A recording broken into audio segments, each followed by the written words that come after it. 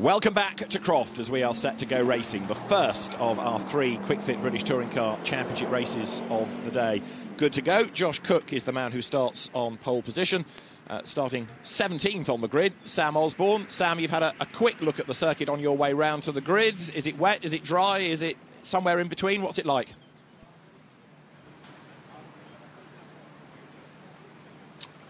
And silence reigns, sadly, from the Honda. So we'll have another crack at talking to Sam.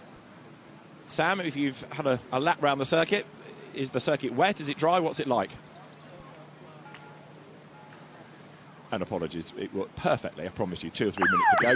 Sorry, David. Morning, it's very damp round the track. And right now, it's one last opportunity to go and get some warmth into the tyres. So from 17th, it's going to be a busy race this, Sam. Yeah, it's going to be really busy. Got to get plenty of heat into these tyres on this warm-up lap, and we've got us work cut out in front of us. What about this first corner, Clairvaux? Because it can be a pinch point, can't it? You've got to keep out of trouble on the one hand, but also try and gain places if you can. Yeah, there is an escape route that we can all use, so it does get really tight, but you've just got to make the best of what you get through there, really. Excellent. We'll leave you to it. Sam, have a good race. Thanks. So Sam Osborne there, as I say, 17th on the grid. It's been an up and down kind of a season for him, but what we have seen, Tim, is that the potential shown last year with a bit more track time, a bit more mileage, more experience, has brought him forward up the grid. Yeah, definitely. You know, it's a very, very competitive grid. Not unusual to have 20-plus cars covered by a second, and trust me, anybody that can drive any racing car within a second of the fastest time is a very good driver. But chipping away at those small fractions takes time. Absolutely. Now, at the other end of the grid is Senna Proctor, who accelerates away now. Let's see how I go with this effort at talking to a driver. Senna, home circuit, back of the grid after the dramas of qualifying. This is going to be a tough race, isn't it? Yeah, this is going to be a tough one. Should have been on the front row, but yeah, down at the back and greasy track. Looking forward to this one. What was the story behind that ride height? Was that a mechanical drama that had caused the car to lower, or was it human error? There was a little bit of a mistake in between FP2 and qualifying, and that's what led to it. So a little bit of a misdemeanor, but just one of those things. And you know, it made no difference to the performance. And we deserve to start on the front row today in this Hyundai, and I'm going to try and get it up there for later this today. As I say, this is your home circuit. It's a place that really matters to you, and the Hyundai has been going really well. So the potential is there, isn't it, to make good progress here? Yeah, absolutely. Like I said, we're going to start on the front row for one race today, so it might be only be race 3, but we're definitely going to get there. Excellent. Work forward. Senna, good luck. So Senna Proctor will start last on the grid. 25th now, 25 cars we have with Jack Hunstable's non-start. So let's look at the grid for round 19 of the Quick Fit British Touring Car Championship. It is Josh Cook, ballast free, that starts on pole. 6 kilos of weight for Jake Hill. He starts second, ahead of Colin Turkington with 54 kilos. 30 kilos of weight for Tom Oliphant. Bobby Thompson, the Jack Sears Trophy Championship leader, starts 5th with Ash Sutton alongside him. Then it's Tom Chilton and Matt Neal, both carrying weight. Michael Crease goes from 9th, and Rory Butcher's rebuilt Focus is 10th, ahead of Ollie Jackson and Adam Morgan. Chris Smiley is 13th and Dan Camish 14th. Then it's Aidan Moffat and Stephen Jelly. Sam Osborne is 17th, as you heard earlier. Then it's Jack Goff, Carl Bordley and Mike Bushell taking over one of the Team Hard Volkswagens. 45 kilos of weight on that car. He will start 20th. 21st on the grid now, Andy Neat, with Jack Butel lining up with him. Then comes Nicholas Hamilton. Tom Ingram would have been on pole, but he's going to start 24th with 42 kilos of weight. And Senna Proctor, ballast free, rounds out the grid. Right. Is it as cut and dry as saying that with no weight on pole position, Josh Cook front-wheel drive car is going to win this, Tim? It's never that cut and dry, but certainly Jock has his best opportunity to win since his reverse grid race win at Thruxton. and this time off pole position. I'm not sure the right-hand side of the track, as he sits on it, is as dry as the left, which could compromise them. Jake Hill has a very fast race car, and the front-wheel drive cars should have a little bit of advantage in these early laps, as the rear-wheel drive cars struggle to get their tyres up to temperature on a slightly damp track. Reminder about the ballast, it's championship weight, and the substitute drivers carry 45 kilos through qualifying and race one. So the heavier car from the back, Tom Ingram on 42, the lightest car at the very front, Josh Cook, zero ballast whatsoever. Round 19 of the Quick Fit British Touring Car Championship is go. Good start made by Cook, good getaway by Turkington and by Oliphant. Jake Hill tries to crowd the BMWs on the way down towards Clermont Corner. Turkington will go second. Jake Hill has to give room on the outside line. Can Oliphant duck up the inside and go third? No, he can't. Hill on the outside of Turkington. They are still absolutely tied together, but Josh Cook leads the way. Jake Hill on the outside line gets back into the queue, moves ahead of Turkington, so he hangs on a second. Turkington is third. Oliphant fourth. Sutton is fifth. Rory Butcher cuts the chicane. So does Jelly as they head up towards Tower for the first time. But Josh Cook leads the way. Really tricky coming through that chicane as they lean on that cold right rear tyre on a damp track. You saw the cars twitching around, but a brilliant first two corners for Jake Hill. He went round the outside of Oliphant in turn one. He then went round the outside of Turkington in turn two. And Ingram's on a mission as well. You saw the Toyota working its way up through the traffic as Josh Cook tries to get away. Everybody trying to exploit the drier bits of the circuit as they come out of the Jim Clark guesses. And there, look, Ash Sutton getting into the back of Colin Turkington. So Sutton is already up into fourth, and he's about to go third on the inside into Sully. Is he going to go through? Not quite, but he is all over the BMW. Look, the two Hondas are escaping up the road. There's a gap opening because Turkington's going defensive. Sutton has to try and fend off Butcher as well. But the Infinity looking quicker than the BMW. Butcher to the inside of Oliphant into the complex. Sutton gets turned around. Mayhem just about avoided. Oliphant doesn't make contact, thankfully, nor does Jackson. Sutton gets it back in the right direction and rejoins at the foot of the top 10. That could have been a whole lot worse as Hill and Cook go side by side over the line at the end of lap one. Jake Hill is on the outside line, down towards Clermont. He breaks late, but it's the wrong line for the corner. George Cook goes back into the lead. Great racing.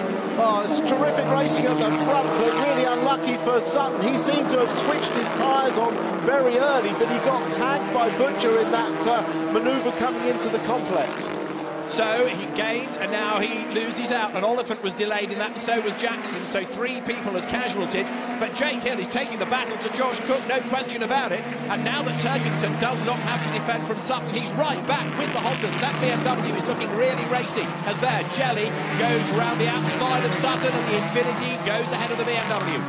Sutton will be absolutely mad now. We'll see him charge. Remember at Silverstone when he had that puncture and came back and set fastest lap. Yes. We know what he's like when he's wound up, but he'll be absolutely charging. Turkington was really struggling to turn the tyres on in lap one, but he's already on it in lap two, so he's got over that sticking point. He has indeed, and he was coming back at the Hondas, and he's taking Butcher with him, and also Tom Chilton in fifth place. Now, replay of the opening lap, looking back from Turkington. Butcher's trying to get past Oliphant and just clips the back of Sutton's car. Rear-wheel drive. It's fortunately for him, he goes round 360 degrees and nobody tags him. But with the pack descending upon him, Oliphant and Jackson were the two that looked like they were going to wallop him, but they just about avoided it. So Cook leads Hill, diving down through Clermont. Fastest lap of the race, Rory Butcher thus far.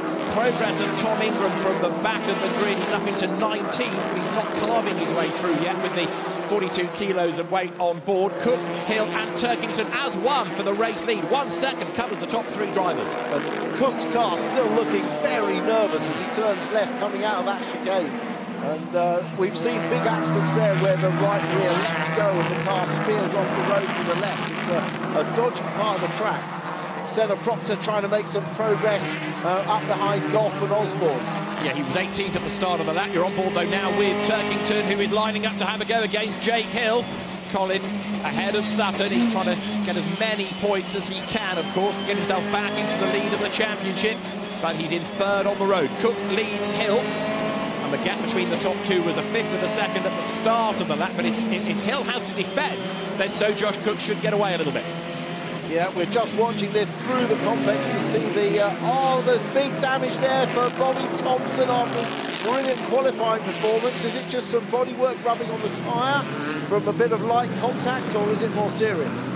Let's have a look. It's a lot of smoke, isn't it? But is it affecting him much? Let's see. Comes over the line. There is damage, but he's carrying on, and he's in 6th place. The danger is that ultimately the officials want him in if they fear that's not safe. Yeah, well, fortunately for him, it's the inner wheel arch, look. Yeah. The inner wheel arch liner has dropped down and is rubbing on with the tyre.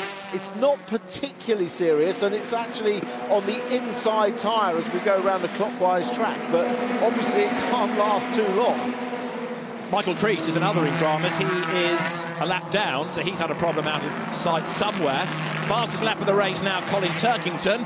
Where is Sutton? He is 12th. Proctor from the back, 17th. Ingram following it all the way through the pack as you now go back on board. This is the run through the Jim Clark S's. It's Ash Sutton that you're riding with. He's in 12th place. And, of course, further progress is slightly impeded by the fact the first car he wants to get past is Colin Turkington's teammate's car. It is Tom Oliphant's BMW. Ahead of Oliphant, there is Dan Camish into the top 10. Yeah, watch how good Sutton is through this last sector. He's been very good through this last sector in the qualifying time, or in the pre-practice and qualifying. That's where he makes his moves. But right now for BTC Racing, it is Josh Cook leading the way. Jake Hill, though, is not letting him escape the older Honda, and don't forget it's got 6 kilos of weight in it rather than the ballast-free car in the lead. Jake's staying on the tail of Josh Cook, and Jake Hill does the fastest lap of the race. The gap is 0.270 of a second now, so Jake going for a win all over the back of Josh Cook, and Jake looks for a tighter line through Hawthorne where it's still quite damp, that section of circuit. But Josh Cook is not going to give up without a fight, is he? Turkington is there in 3rd place, waiting to see what kicks off ahead of him. Yeah, Turkington's sort of hoping they'll get stuck into each other. He might pick something up, but he knows he's outscoring Sutton, which is the most important thing for him. Out of town they come. We're on lap 5 of 15, so Hill, the fastest lap of the race, goes to him. We've got Sam Osborne in the pits, we understand, and that is Jake Hill riding the curb, but another great save. But what it does do is give Turkington the impetus now. He's closer, but is he going to be able to make a move? We know that Colin is not going to get himself into a situation that would risk points. Did you see Hill's car move as he turned left into the Jim Clark S's? That's 125 miles an hour through there. He had a big twitch, which is what allowed Turkington to catch up. Back on board with Sutton up behind Camish. This is for 10th and 11th, these two run. So Ash Sutton is 11. This is the section Tim was talking about a lap ago, through which Ash is really good. Look, he's virtually in the back of the Honda, goes to the inside line into the hairpin. This is the 10th place. Ash Sutton goes through. Well, I telegraphed that move, and it's where Sutton's very strong indeed, and he pulled that off nice and cleanly. Over the timing line go the race leaders. So Josh Cook now does the fastest lap of the race. Dan Camish on the inside of Tom Oliphant. Bit of hit and shoulder, but through goes Camish on the inside line. Takes the position away. So that drops Oliphant down into now what that can be 12th spot.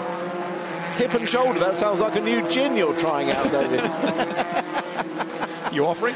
Right. Now, Oliphant trying to fight back against Camish. Cook leading Hill by 6/10 now. So the lead gap has stretched a little. There, Ash Sutton battling now with Chris Smiley. So Sutton is still pushing his way forward all the time. Slippery surface flag held there by the marshal as you look at Rory Butcher, and he is in 4th place at the moment. Yeah, it's that team at Motorbase done an absolutely brilliant job. I can't praise their Man Custom Cages enough for the work they did between these two races. Literally, the whole back of the car had to be rebuilt, plus all the other damage. Indeed, it was a marvellous effort by all involved. And Bobby Thompson, now the smoke has subsided, doing a really impressive job in 6th place. Chas Cleland, the chief engineer on that car, absolutely delighted with the way that it's gone this weekend, and the Bobster still running in that leading group. So on board with Turkington in 3rd spot over the timing line. The lead gap is still 6/10 as Josh Cook now is trying, I think, to get away with a really concerted bid to get away from Jake Hill. More drama we've had further back. Tom Ingram charging through the traffic. That was going down towards Sun. He gets ahead of Jack Goff. So Tom Ingram is now into 16th place, but he's not yet in the points, and there is the delayed Michael Crease. Yeah, don't forget though, Ingram is carrying ballast. That doesn't help in his progress from the back. 45 kilos. That will certainly dent his ability to carve through the pack. Look at Sutton, he's charging now. He's catching up with the back of Morgan very quickly. Yeah, Morgan was really good in the dry and free practice, but when it's wet or damp, that Mercedes doesn't seem to come alive in the same way. Ingram gains another place on the inside of Moffat, so he's now into the points, up into 15th place. Out of the Jim Clark S's goes Tom Ingram. So Corolla down towards Barcroft, then into Sunny. An edgy car, the way that Tom Ingram likes it, but what should have been pole to being penultimate on the grid, it's giving him a tough race. But he works forward in this, works further forward in race 2, preparing for race 3. Yeah, bit of a lonely P4 for Butcher, isn't it? He's not really quite got the pace to stay on the back of the front 3, but he's not under any pressure at the moment from behind with Chilton and Thompson. Look, Chilton's actually got this pack leading up behind him. Bobby Thompson's doing really well hanging on there. I mean, this is the best performance so far for that car this year. He's not got a teammate this weekend, no James Gornall, but we're delighted to be able to say the next 2 races he will have Paul Rivette, 4 times the Clio Cup champion, in the other Audi. So that's really something to look forward to, particularly on the back of this strong showing. Yeah, it's good that finally Paul gets a chance to be on the grid. Right, this is Turkington's view. Ahead of him is Jake Hill. Into the Essex, and again that Honda looks a little nervy. It does, doesn't it? He's got a bit more temperature in that rear tyre, so it's a bit more stable, but you still saw it have a bit of a movement there halfway through the bend, and that is flat out. They come out of there at 135. It's really quick. Jake, by the way, Jake Hill in 2nd place, has retaken the fastest lap of the race. Now look back to 5th, 6th, 7th, Chilton, Thompson, Neal. Not only are we praising Bobby Thompson for the pace that he's running at, but look who he's racing with, Tom Chilton and Matt Neal in front and behind of him. You know, he's in a real champions, a real legends battle, isn't he? Wait for it, here comes Sutton again, his favourite place, up the inside of Morgan, and he gets through cleanly. So the Mercedes drops back into 9th spot. Sutton is up to 8th, and of course he's not done yet. Still more time in which he can gain places. Now Josh Cook gets the fastest lap of the race, and the road continues to dry, and Sutton is still on his mission. The next target is Matt Neal. Well, they're only 0.4 of a second away from the lap record, so the track is pretty much 100%, isn't it? Yeah, although it's interesting to see who is improving in sectors and which sectors allow the improvement. Certainly the first seems to be driving the mid. This is Sutton's view. There's definitely a wetter part of the road up towards Tower. Brake, turn right. Yeah, this section here and through the Jim Clark S's, where you're carrying the most amount of speed, is actually the dampest bit, isn't it? Yeah. But now they've got temperature in the tyres, they're able to go through here pretty safely. It does compromise your braking, particularly here through Barcroft and into Sunny. But that looks pretty dry down there. Little bit of a lock-up from the inside rear on Neal's car, but that's quite usual there. So Matt Neal will be under attack from Ash Sutton then. Sutton still pushing forward. Josh Cook, race leader, heading now into the complex. Sutton crawling all over the back of the Honda. We know where it's coming, don't we? Wait for it. Sutton will pretend to stay to the inside here. Will Neal defend? Oh, and then he dives last minute. Yeah, there you go. He sold him the dummy, didn't he? He did the Mansell PK dummy there and absolutely sold it to him. I knew he was going to pretend to stay to the right, but that comeback was very late at the end. But this is why we like watching Ash Sutton, because he's a real charger, really exciting driver to watch. And this is how it looked on board, Tim. Stays to the right. Neal thinks he's staying there, so pulls over to take the line for the corner. And whammo, up the inside comes Ash Sutton. So that puts him into 7th position. More places to be gained potentially. He's not going to catch the top 3 unless we get a safety car. See how damp it is though at Tower. There is Butcher 4th, Chilton 5th, Thompson is 6th. Correction, Sutton is 6th on the inside. Through he goes. Well, he didn't waste any time at all, did he, with passing Thompson? It's a strange thing in practice, free practice and qualifying. Sutton always seems to struggle with the brakes. I mean, he locked up and went off at Clervaux yesterday, but then come race day, he seems to be the last last of the late breakers. Yeah, we've said it before, he has a qualifying day car and a race day car. Yeah. Maybe it's all to do with finding that limit. Once he's found it, resets and off he goes. But yes, the race day Sutton is a different beast altogether. Here he comes then now in pursuit of Chilton, which means he's on target for 5th place as we work lap 10 and 15 here at Croft. The other thing to remember is that Sutton is doing this carrying maximum ballast. Yes. He's got 60 kilos on board. You'd think he had nothing on the board the way he's carving through the pack. We talked about Ingram's progress with only, in quotes, 42, but yeah, with 60 kilos, the Infinity is charging. He's onto the tail now of Tom Chilton. Well, Chilton's got 24 kilos of weight, but even he, I don't think, can resist the flying Sutton. Down towards Clairvaux now. Well, it's only a matter of time, isn't it? Sutton could be looking up the inside, but that's been covered off, so he'll look for a good run through the chicane to carry that speed all the way down to Tower. Trust me, that screen doesn't look as dirty on the inside as it does for our camera view. You don't focus on that as a driver. Your focus is right the way in front of the car or the track in front, so you just don't see how dirty that is. This is going to be a big task for Chilton all season. He's been saying that his engine just seems to be down on power, can't get as much out of it in a straight line as his teammate Josh Cook can, for example, and now he has got to nail his right foot to the boards to try to fend off Sutton. Look at the way that the Honda dances around going into Sunny. The Infinity crawling all over the back. It's even closer coming out of the corner, and now Chilton's heart sinks because there's a nice, reasonably long straight where the Infinity might have the advantage. He fends him off on the run up towards the complex. But now Sutton will tee it up again. He will tee it up again by pretending to stay to the right-hand side, just leaving enough. Oh, no, he didn't have a chance that time. Chilton blocked the inside, didn't he? So it's going to be harder. He's going to have to find somewhere else to pass. So Tom Chilton, after his years of racing in the BTCC and the World Touring Car Championship, fends off Sutton for the moment.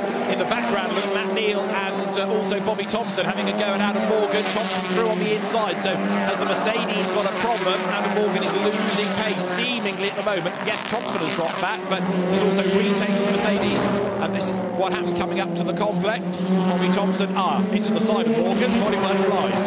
Yeah, that will have deranged the suspension toes a little bit, I'm sure. So that will hurt him, but Sutton is just climbing all over the back of Chilton. He just uses every part of the road. Jigsaw must be so disconcerting for the driver in front to look in the mirror. Where is he? Where is he? Where's he gone? He's absolutely all over the place. But this really is the first time in the race that Ash has got stuck. He can't find a way past Chilton as easily as he's got past others. So, of course, that delays him in his quest to catch anybody else if he were to get past the Honda. And Chilton is proving, as you might expect, to be a really tough nut to crack here.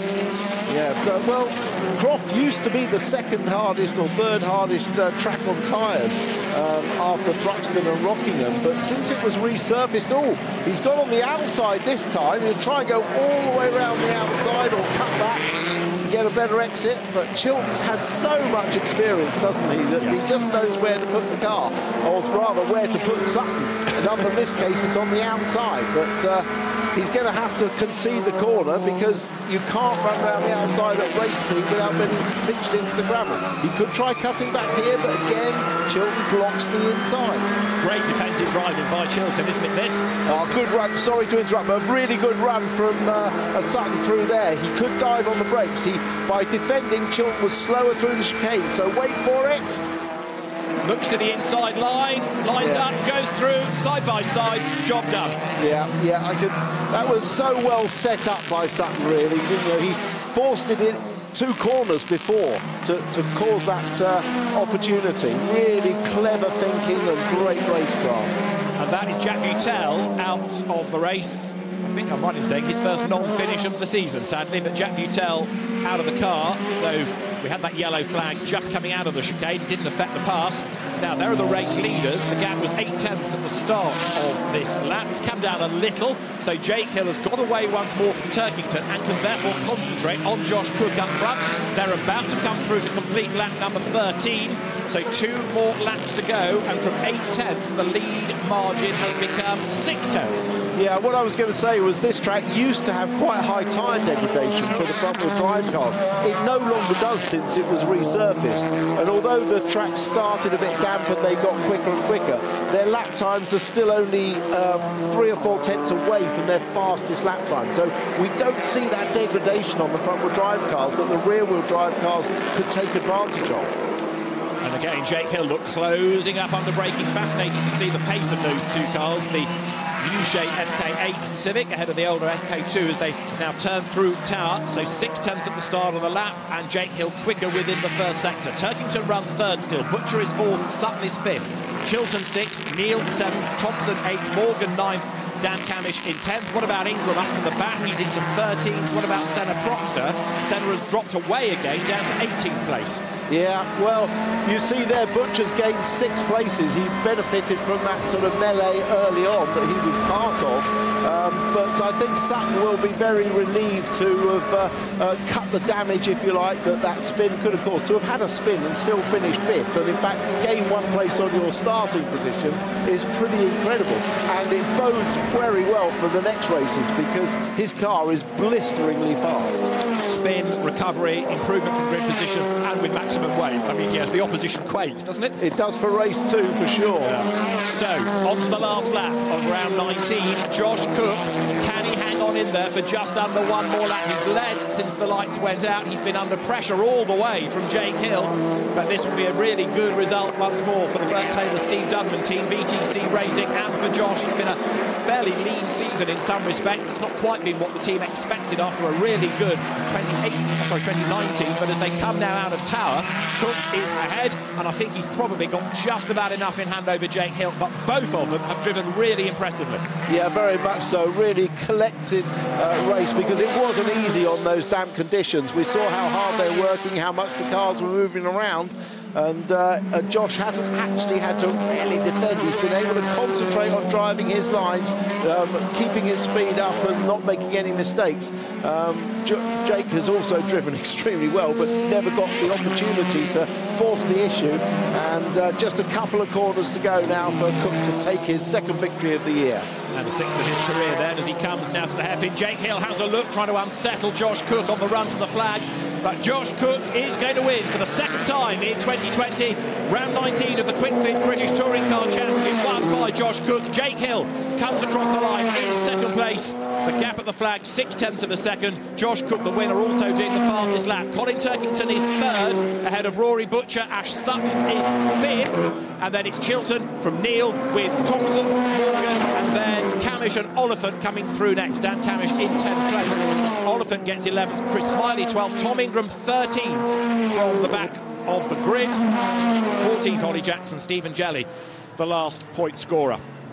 Well, Josh Cook did not have an easy time of that. Yes, the car was without weight, but he had to really work, partly because of track conditions and partly because of Jake Hill, who just would not go away. No, little thumbs up there from Jake. Good respect between the drivers. They both threw everything at it, but Josh kept his cool. So the winning margin, 6 tenths of a second, and Josh Cook, the race winner. But yes, just reflect on Ash Sutton's luck of that spin and not being collected and being able to carry on in the race, and, as Tim was making the point, finish better off than his grid position had been. I mean, there are some days where the luck is with you and some where it's not, and you know, that could have been a whole different story. That could have been, on the first lap, a red flag if cars had gone the wrong way to try and avoid him. Very much so. He actually, he jumps on the throttle to rotate the car around, which is incredible presence of mind. But his racecraft after that was just fantastic. And he'll lose weight, obviously, now and be even faster for race 2. So Ash Sutton then thinking championship. It's advantage Turkington after this first race, but Turkington 3rd, Ash Sutton 5th. Josh Cook, though, can celebrate a race win. There'll be a very happy Steve Dudman and a very happy Bert Taylor ready to greet their driver. And let's confirm the result of round 19 from Croft. It's a win for Josh Cook, with Jake Hill second, Colin Turkington third, the leading manufacturer entry home ahead of Rory Butcher and Ash Spinner-Sutton coming home in fifth from Tom Chilton and Matt Neal. Bobby Thompson eighth from Adam Morgan, and Dan Camish rounding out the top 10. 11th goes to Tom Oliphant, with Chris Smiley in 12th spot. Tom Ingram 13th from the rear of the grid ahead of Ollie Jackson and the last scorer Stephen Jelly. Aidan Moffat 16th from Jack Goff. Senna Proctor also from the back of the grid 18th in the Hyundai. Mike Bushell 19th and Carl Boardley coming home in 20th spot. Andy Neat 21st. Michael Crease had a delay early on. We lost Jack Butel trackside. We lost Nicholas Hamilton and Sam Osborne into the pits as well, sadly. So Josh Cook takes that race win. And now, of course, the cars go through the technical checks. Well, remember, it was a win on the road at Alton Park, which all unravelled here, but so far so good, as Phil Danbury and the team go through the post-race technical checks for the ride heights, for the weight, and the car now is allowed through. Jake Hill arrives next, so for the MB Motorsport accelerated by Blue Square team, Jake Hill comes to the technical area, and then it'll be Colin Turkington's BMW for third spot. And Rory Butcher, a very impressive fourth after all the hard work that Motorbase has had to do to get a car rebuilt after Silverstone. So for the championship, it is a tie going into race 2 at Croft. 248 points apiece for Ash Sutton and Colin Turkington. Then it is Dan Camish ahead of Rory Butcher. Tom Ingram is 5th, with Tom Oliphant and Tom Chilton behind him. Adam Morgan's 8th from Matt Neal. Jake Hill rounds out the top 10.